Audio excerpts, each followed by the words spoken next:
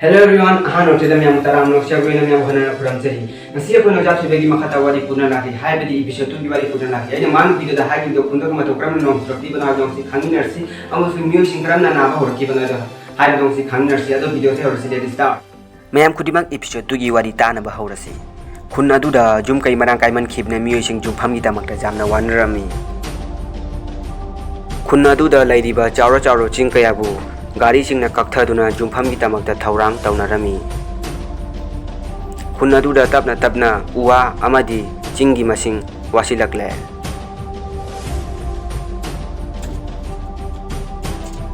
Kun adu da mi jaman khibana amadi yum pham gi tamak da ching kaya bu mang tharakhi.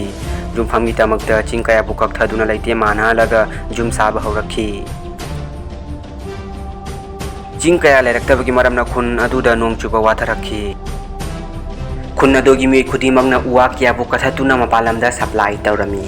Kun adogi mi singna u thabagi masingna liglakpana amasung kakpagi masingna jamlakpana kun adogi uwa kya bu mangtharakhi.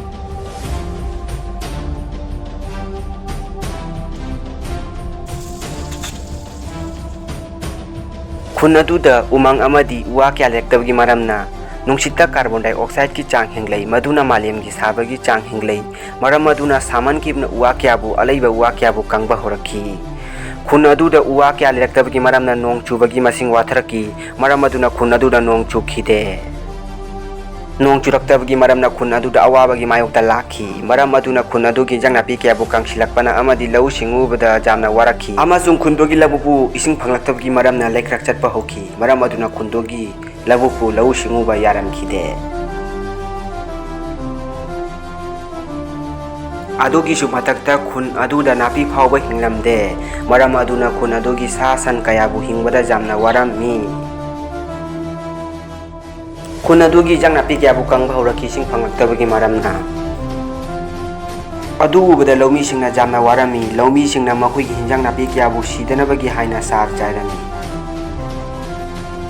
Sar jaira phawba jang napi singda oiramde haibadi malemna sabagi changdi dum matang hengalai laumi singdi khanglamde kadi maramgino haina makoina sar jairi jang napi phanabani haina adubu sar gatina basing kaya labuk amadi pukri kaya da chenthaduna tin kang kaya bu nahanduna amadi tin kang kaya siba horakhi. Sar gatina ba ising kaya da lairiba hangoi amadi nga kaya bu siba horakhi amasung sasan kaya na thaklu ba ising bu sasan kaya na ba horakhi. Amasung miyoi kaya na khangdabagi maramna ising bu makoina khongkut hami makoidi khangde ising ado sar gatina ba ising ni haina maram aduna khundogi ngang hal khaktana miyoi kudimang na ba horakhi bani.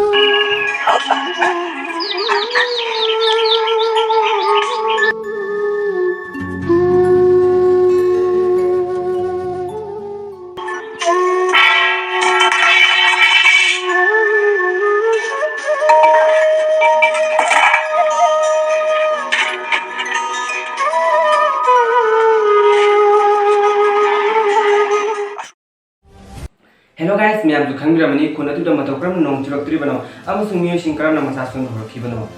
Episode 2 siga khangramani adu episode 2 siga hoi makum phaba wari da losan man andra episode 3 losan batare. Adu ai episode 3 gi wari matang na mate ka hajiram ge kun adu da nong churakadra amasung kun adu haning phibam da lakadra hai da myam khanginasi adu episode 2 gi wari chedi matang sine losin jarake. Bye.